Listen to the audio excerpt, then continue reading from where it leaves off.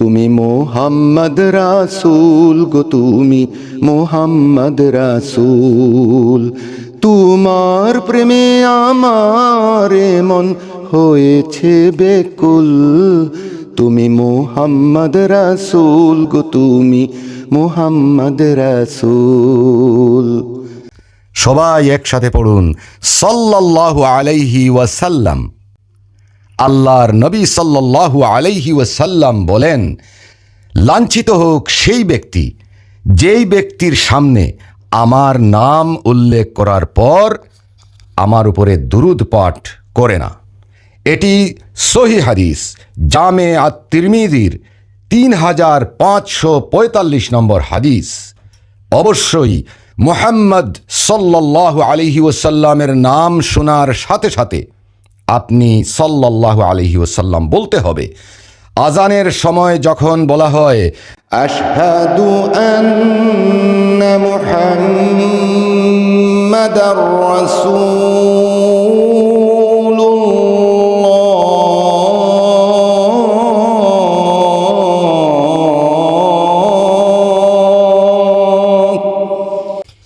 তখন আপনি বলবেন সাল্লাল্লাহু আলাইহি ওয়াসাল্লাম। যখনই আপনি নবী করিম সাল্লাল্লাহু আলাইহি ওয়াসাল্লামের নাম শুনবেন, অবশ্যই মনে মনে অন্তত একবার বলবেন সাল্লাল্লাহু আলাইহি ওয়াসাল্লাম। এইরকম অনেক নাশিদ, অনেক গজল রয়েছে, যে গজলগুলোর মধ্যে সরাসরি মুহাম্মদুর রাসূলুল্লাহ সাল্লাল্লাহু আলাইহি ওয়াসাল্লামের নাম উল্লেখিত আছে। যেমন মুহাম্মাদের নাম জপেছিলি বুলবুলি তুই আগে, মুহাম্মাদের নাম জপেছিলি বুলবুলি তুই আগে। এইখানে মুহাম্মদ উল্লেখ হয়েছে, পড়ুন সাল্লাল্লাহু আলাইহি ওয়াসাল্লাম। আরও গজল নাশিদ রয়েছে, মুহাম্মদ মুস্তাফা সাল্লি আলা তুমি বাদশার বাদশাহ কামলিওয়ালা। এইখানেও মুহাম্মদ রয়েছে, আপনি পড়তে হবে সাল্লাল্লাহু আলাইহি ওয়াসাল্লাম। এক কথায় যখনই আপনি মহানবী হযরত মুহাম্মদ সাল্লাল্লাহু আলাইহি ওয়াসাল্লামের পবিত্র নাম মোবারক শুনবেন, অবশ্যই অবশ্যই মনে মনে পড়তে হবে সাল্লাল্লাহু আলাইহি ওয়াসাল্লাম। কিন্তু অনেকে এটা পড়েন না। এমনকি মিলাদের মধ্যে দাঁড়িয়ে যখন বলা হয় মুহাম্মদ ইয়া রাসূলুল্লাহ, মুহাম্মদ ইয়া হাবিবাল্লাহ, শফাআত কিজিয়ে লিল্লাহ, মুহাম্মদ ইয়া রাসূলুল্লাহ। কয়বার মুহাম্মদ উল্লেখ হয়েছে? একবার কি পড়েছেন সাল্লাল্লাহু আলাইহি ওয়াসাল্লাম? গুনাহগার হওয়ার জন্য এটাই যথেষ্ট। আর আল্লাহর রাসূল সাল্লাল্লাহু আলাইহি ওয়াসাল্লাম সরাসরি এটা একটা অভিশাপ দিয়েছেন যে লাঞ্ছিত হোক সেই ব্যক্তি যেই ব্যক্তি আমার নাম শোনার পর আমার উপরে দুরূদ পাঠ করে না। সুবহানাল্লাহ। চিন্তা করেন, আমরা কত ছোট্ট বিষয় এড়িয়ে যাই। কতবার আমাদের সামনে মুহাম্মদ মুহাম্মদ মুহাম্মদ শব্দ উল্লেখিত হয়, কিন্তু আমরা একটা বারও সাল্লাল্লাহু আলাইহি ওয়াসাল্লাম বলি না। আজান হচ্ছে চতুর্দিকে, কিন্তু যখনই আশহাদু আন্না মুহাম্মাদার রাসূলুল্লাহ আসবে, আপনি অবশ্যই অবশ্যই সাল্লাল্লাহু আলাইহি ওয়াসাল্লাম বলতে হবে। না বললে গুনাহগার হবেন, লাঞ্ছিত হবেন।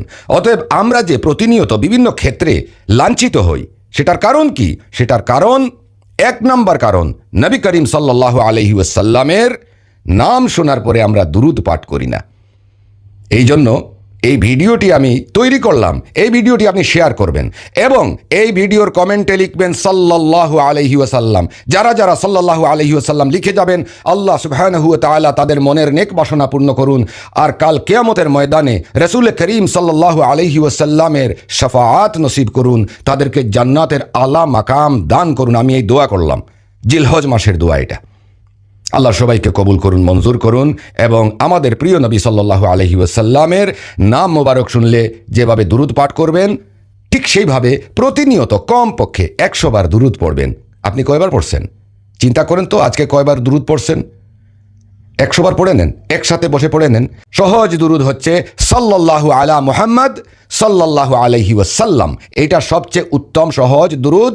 এইখানে সালাত এবং সালাম দুটোই রয়েছে, কারণ আল্লাহ সুবহানাহু ওয়া তাআলা কোরআনুল কারীমে বলেছেন, ইন্নাল্লাহা ওয়া মালাইকাতাহু ইউসাল্লুনা আলান নবী ইয়া আইয়ুহাল্লাযীনা আমানু সাল্লু আলাইহি ওয়া সাল্লিমু তাসলিমা। নিশ্চয়ই আল্লাহ এবং তার ফেরেশতাগণ প্রিয় নবী সাল্লাল্লাহু আলাইহি ওয়াসাল্লামের উপরে দুরূদ পাঠ করেন। হে ঈমানদারগণ, তোমরাও অনুরূপভাবে নবী করিম সাল্লাল্লাহু আলাইহি সাল্লামের উপরে সালাত এবং সালাম পেশ করো। সাল্লু আলাইহি ওয়া সাল্লিমু তাসলিমা, সম্মানজনক সালাম দাও। যখন আমরা বলবো সাল্লাল্লাহু আলা মুহাম্মদ, তখন হবে সালাত, আর যখন আমরা বলবো সাল্লাল্লাহু আলাইহি ওয়াসাল্লাম, তখন হবে সালাম। সালাম এবং সালাত দুটো যদি না থাকে, নবীর উপরে দুরূদ পাঠ করা যায় না, হয় না। শুধু নামাজের ক্ষেত্রে সেটা হয়, যেটা আমরা দুরূদে ইব্রাহিম বলি, সেখানে কিন্তু সালাম নাই। যাই হোক, এতটুকু বললাম। আল্লাহ সবাইকে হেফাজত করুন, কবুল করুন, আমিন। আল্লাহ হাফিজ।